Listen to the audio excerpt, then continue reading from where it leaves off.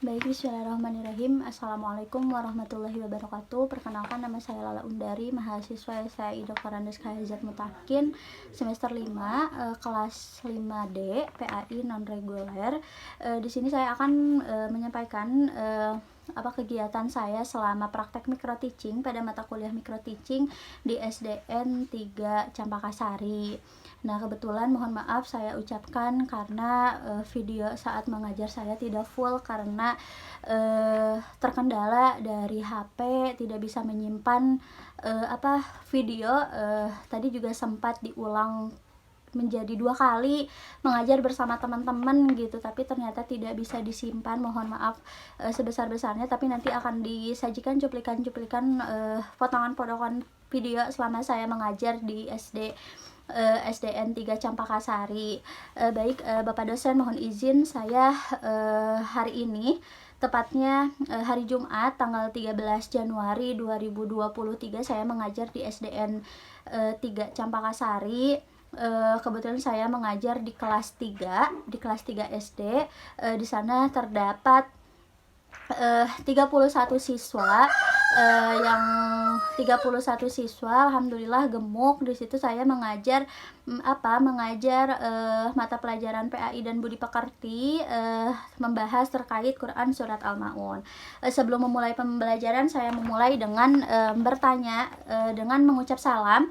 Ketika saya masuk kepada kelas, teman-teman kelas 3 itu sudah disiplin, sudah mandiri mengucapkan salam kepada kita dengan disiapkan oleh KM, kemudian mengucapkan salam, dan saya dipersilahkan masuk oleh guru, namanya Bu Lia, itu guru wali kelas 3. Nah, kalau beliau memperkenalkan saya untuk mengajar hari ini menggantikan beliau. Kemudian saya bertanya kepada teman-teman terkait setelah berdoa dan memberi salam dari teman-teman, saya mengecek kehadiran kepada teman-teman. Teman-teman, apakah di sini ada yang tidak hadir? Seperti itu. Mereka menjawab, semuanya hadir Bu, kecuali 1 orang. Jadi totalnya kan 32 siswa menjadi 31 siswa begitu. Nah, kemudian saya menyampaikan manfaat dan tujuan pembelajaran saya yang nantinya akan dibahas bersama teman-teman, yaitu Quran surat Al-Maun, isi kandungannya, dan juga mereka akan membaca secara satu kelas, kelompok-kelompok, dan 3 orang atau 2 orang begitu.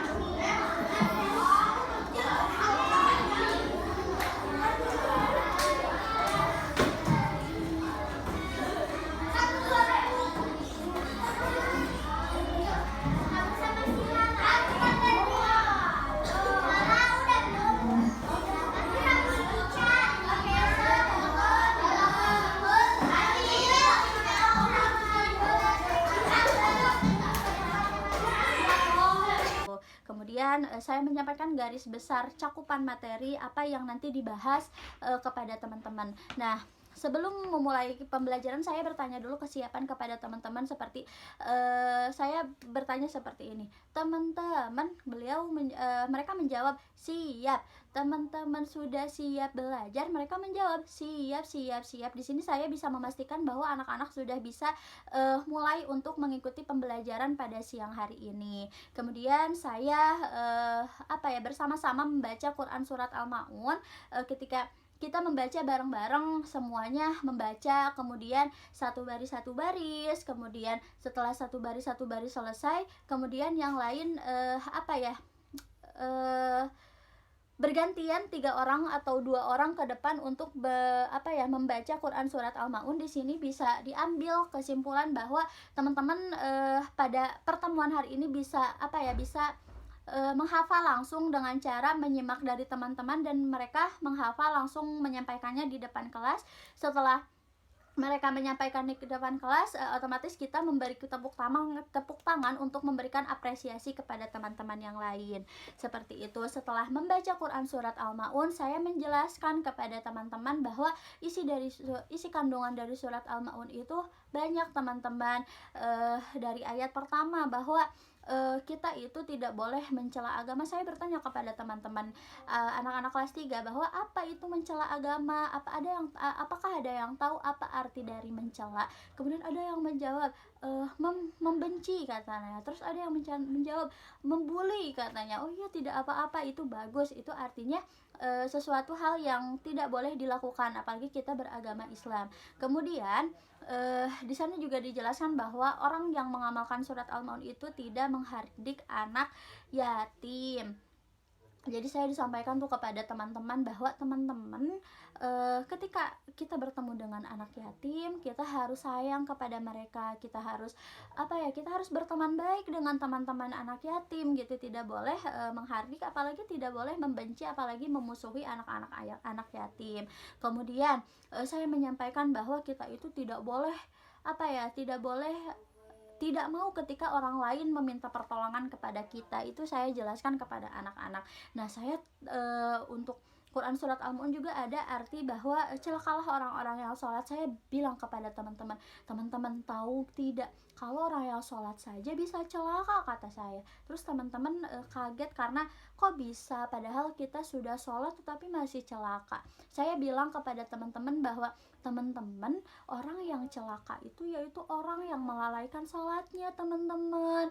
Terus orang yang tidak khusyuk. Saya tanya, coba di sini teman-teman ada yang sholatnya tidak khusyuk atau ada yang sholatnya masih main-main, kata saya. Terus teman-teman menjawab menuduh, itu saling tuduh, itu sudah pasti dijumpai oleh teman-teman gitu. Tapi saya memberi penguatan bahwa tidak boleh tidak boleh saling tuduh begitu, karena kita menyadari sendiri saja siapa yang seperti itu begitu. Dan terakhir, kita tidak boleh sombong, teman-teman, bahwa ada ayat dari Quran surat Al-Maun bahwa kita tidak boleh riya. Saya memberikan contoh seperti ada misalnya namanya Lala juga. Lala ini sedang memberikan kue kepada temannya, tetapi memberikan kuenya itu setiap ada guru. Berarti karena dia mau guru itu melihat Lala memberi kue dan dia ingin karena perbuatannya itu dia ingin mendapatkan nilai bagus, katanya. Nah, itu merupakan perbuatan riya karena tidak ikhlas. Saya memberikan contoh seperti itu.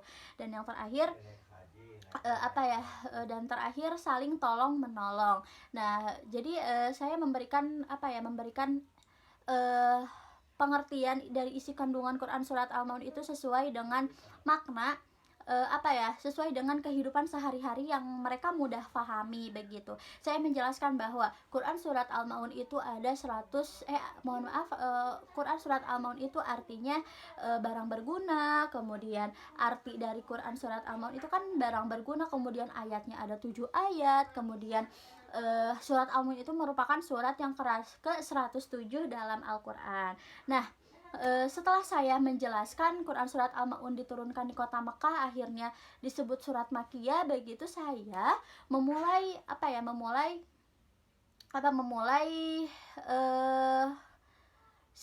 setelah saya menjelaskan semua, saya selingi dengan ini game atau permainan atau gerakan-gerakan seperti senam aram samsam. Itu aram samsam yaitu kegiatan yang seperti senam tetapi durasinya semakin panjang akan semakin cepat. Jadi teman-teman happy meskipun sudah sudah diberikan materi yang mungkin cukup bingung untuk teman-teman yang lain begitu. Nah, selanjutnya setelah saya berikan senam, saya memberikan game berupa berupa contoh soal. Contoh soalnya itu saya memberikan satu soal satu jawaban itu sebanyak 4 soal dan 4 jawaban. Saya memberikan kepada masing-masing satu kelompoknya itu 4 orang. Saya berikan satu kelompoknya soal, satu kelompoknya jawaban. Jadi secara acak.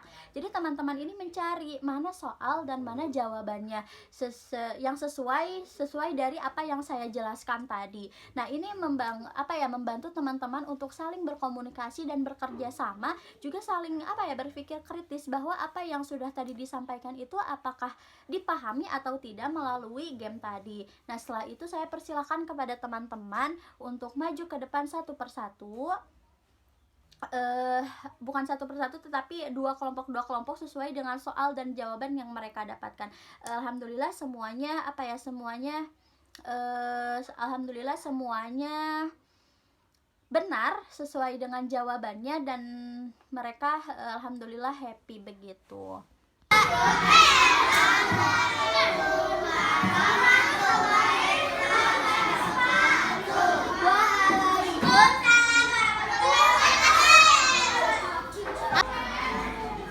Soalnya apa, Teteh? Soka boleh dibacain. Tahun merupakan surat yang keempat dalam Al-Quran. Jawabannya apa? Ke-107. Coba boleh dilihatin ke Bu Lala.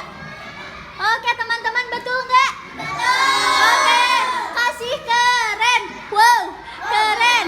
Wow, keren. Tepuk tangan. Nah, kemudian setelah itu saya merefleksikan diri dari pembelajaran hari ini bahwa saya menguatkan kepada anak-anak bahwa teman-teman ketika di rumah itu tidak boleh tidak boleh bolong-bolong sholatnya, harus rajin sholatnya, begitu harus rajin ngajinya. Juga ketika ketemu sama anak yatim kita harus sayang sama mereka, begitu tidak boleh dijahatin, tidak boleh harus diajak main begitu. Terus saya juga bilang kepada teman-teman bahwa untuk menguatkan bahwa saya bertanya kepada teman-teman siap untuk rajin ibadah? Mereka jawab siap. Kemudian saya tanya lagi, teman-teman siap untuk sayang anak yatim? Siap begitu. Karena selain mereka mengiyakannya itu dengan asyik, karena dengan pertanyaan yang mengasyikkan juga mereka tidak merasa terbebani seperti itu. Kemudian saya sebelum menutup pembelajaran juga saya memohon maaf apabila dalam penyampaian saya kurang dapat dipahami atau atau mereka sedikit tersinggung dan tidak nyaman ketika pembelajaran. Saya memohon maaf. Kemudian saya bertanya kepada satu orang terkait perasaannya mereka hari ini belajar bersama saya itu bagaimana. Saya tanya, teman-teman bagaimana perasaannya hari ini? Mereka ada yang jawab senang, bahagia, ceria, katanya, terus happy, katanya gitu. Alhamdulillah, berarti mereka sudah mampu mengekspresikan perasaannya masing-masing gitu, seperti itu. Dan mungkin untuk menutupnya saya memohon maaf, mudah-mudahan bisa bertemu kembali di lain waktu. Terima kasih, mungkin saya ucapkan terima kasih. Dan selanjutnya salam kepada teman-teman. Assalamualaikum warahmatullahi wabarakatuh. Juga teman-teman yang lain membaca doa bareng-bareng, kemudian duduk rapi-rapi supaya siapa yang nanti ditunjuk oleh saya untuk pulang duluan. Mungkin seperti itu. Mohon maaf apabila video yang disajikan ini tidak sesuai dengan dengan yang diharuskan oleh Bapak dosen. Saya meminta maaf. Mungkin atas kerendahan hati saya memohon untuk diberikan nilai sesuai dengan kemampuan saya. Mungkin mohon maaf tidak bisa memberikan video yang Bapak dosen minta, tapi alhamdulillah saya untuk perizinan dan lain sebagainya saya sudah selesaikan dan sesuai dengan berkas-berkas yang diminta. Terima kasih sebelumnya. Wallahul muwaffiq ila aqwamit thoriq. Wassalamualaikum warahmatullahi wabarakatuh.